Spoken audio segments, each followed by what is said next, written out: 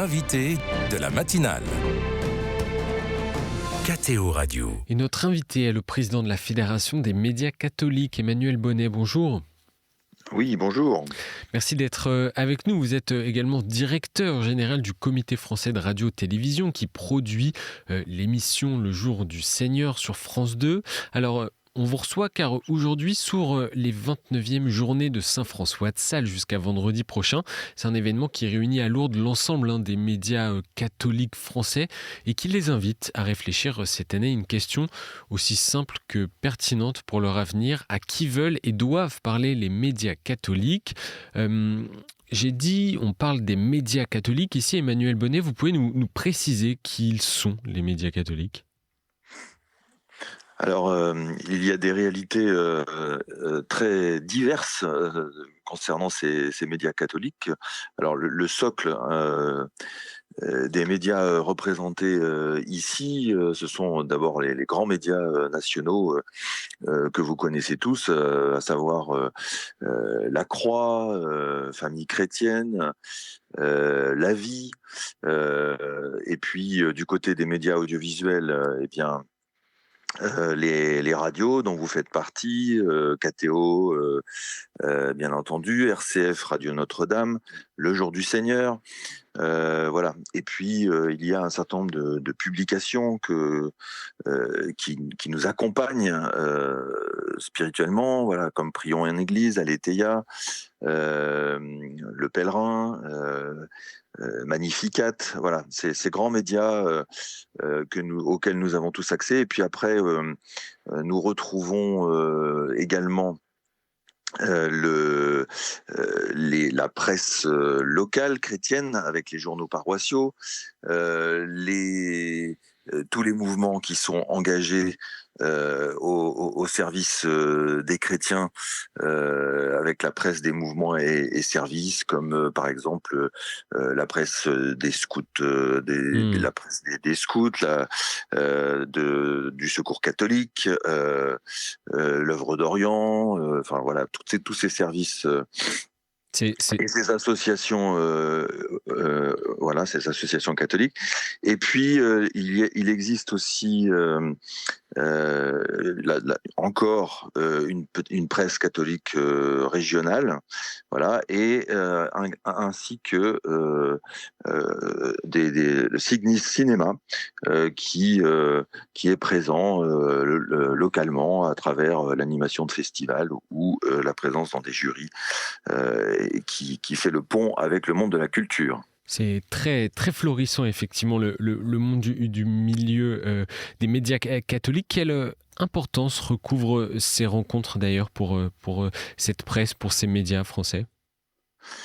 Eh bien, ces rencontres qui ont lieu tous les ans, et nous retrouvons cette année Lourdes après avoir vécu l'an passé les journées à Rome à l'occasion du jubilé, voilà.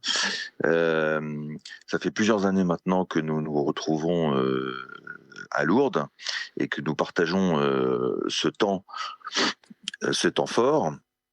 Et eh bien, c'est l'occasion pour nous et pour les représentants de l'ensemble de ces médias de partager leur expérience, de réfléchir ensemble, de se rencontrer aussi, parce que nous remplissons tous la même mission, mais nous n'avons pas nécessairement l'occasion d'échanger directement.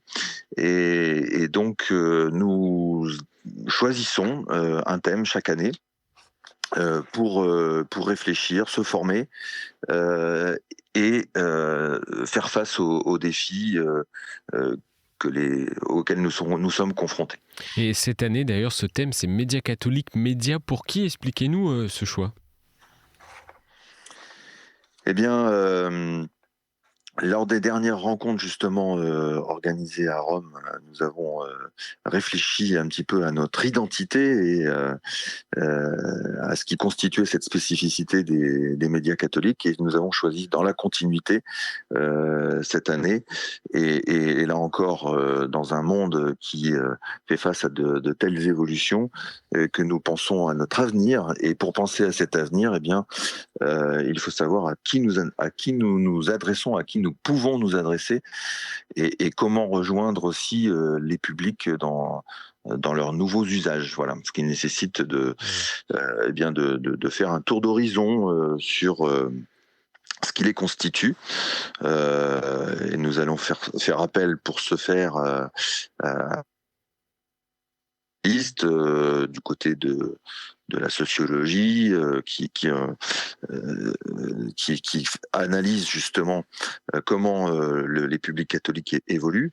Des études aussi ont été faites par certains d'entre nous, une grande étude de la Croix l'an passé, auquel nous allons pouvoir nous référer à nouveau. Et puis, fort de ces constats, de ces évolutions, eh bien, nous nous interrogerons aussi sur la manière dont nous pouvons leur parler pour en conquérir de nouveaux, puisqu'il y a aussi des appétences du côté de public moins convaincus. Donc, nous chercherons aussi à analyser comment rejoindre ces potentiels recrues, entre guillemets. Voilà. Et Nous pourrons. en parlant de ce nouveau public potentiel, il y a 17 800 nouveaux adultes et adolescents baptisés et néophytes l'année dernière. Ça a un impact ça a un impact pour les médias catholiques sur leur public potentiel? En tout cas, c'est une jeunesse notamment qui a soif de spiritualité et qui s'interroge sur sa relation à la foi. Nous sommes bien évidemment l'ensemble des propositions que nous pouvons faire. Nous sommes en première ligne pour nous adresser à eux et les nourrir.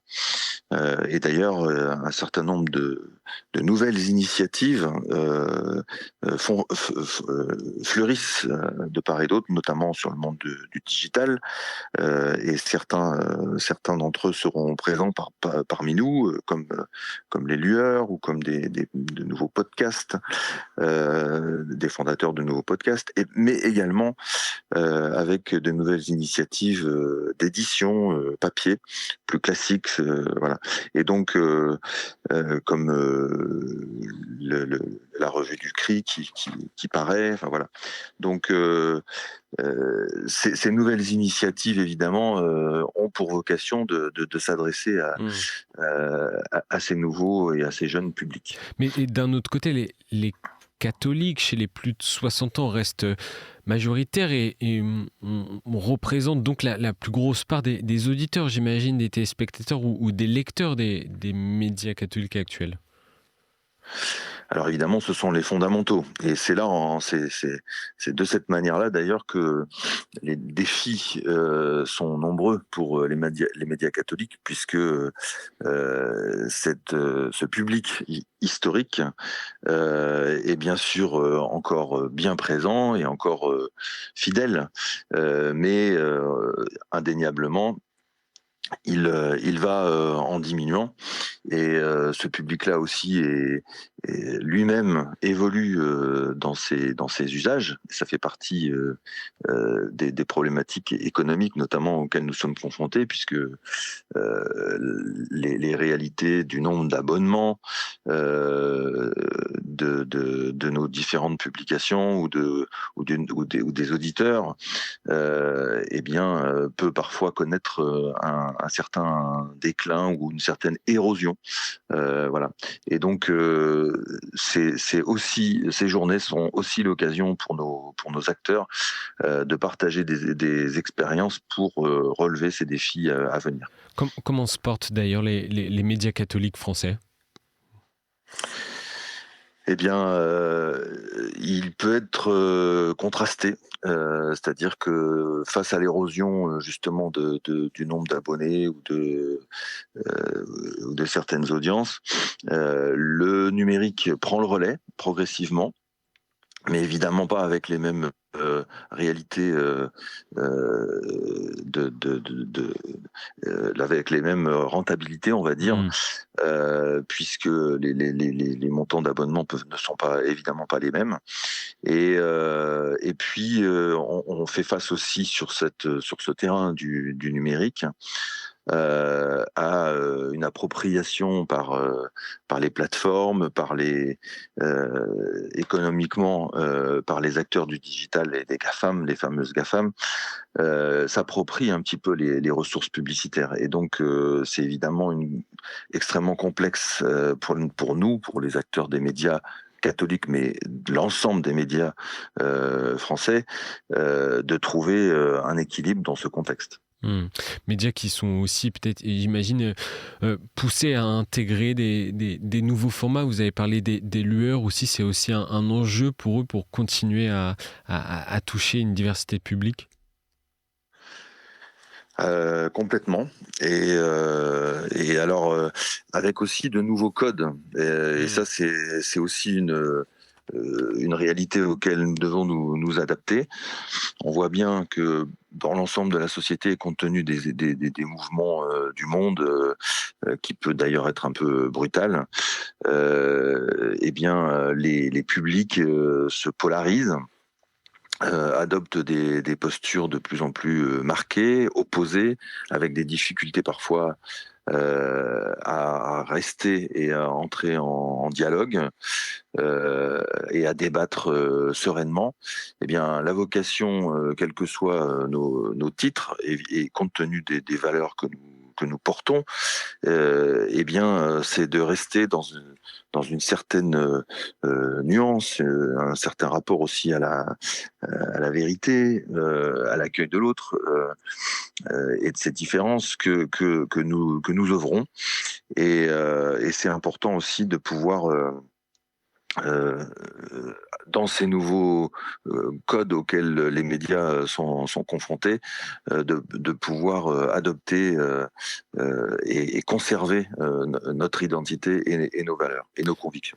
Durant ces journées Saint-François de Sales, il y a également la remise du prix Jacques Hamel. Je voulais en parler en deux mots. Prix qui récompense un travail journalistique qui met en lumière des initiatives en faveur de la paix et du dialogue interreligieux. L'année dernière, c'est le film documentaire Les 21, la puissance de la foi, réalisé par Samuel Armnus et coproduit par KTO et Wadi Film, qui a été récompensé. Quels sont les types de projets présentés cette année? Vous pouvez nous en dire deux mots? Oui, alors il y a une vraie diversité de projets qui nous sont envoyés, quels que soient les médias, médias audio, podcast, radio, et puis également des documentaires comme le vôtre qui avait été primé l'an passé, bien entendu des articles de médias, des médias nationaux à des médias plus locaux et également à des médias internationaux, puisque nous avons des projets venant d'Afrique, Burkina Faso, ou Côte d'Ivoire, ou Italie, qui nous parviennent.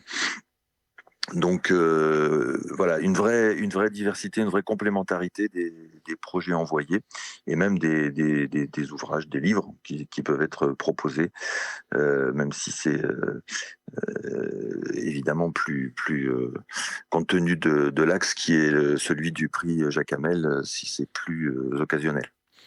Merci Emmanuel Bonnet d'avoir été avec nous ce matin sur KTO Radio pour parler de ces journées de Saint-François de Sales, donc qui réunissent une grande partie des médias catholiques français à Lourdes jusqu'à vendredi. Et écoutez, bon rassemblement à vous. Eh bien, merci beaucoup et merci pour cet entretien.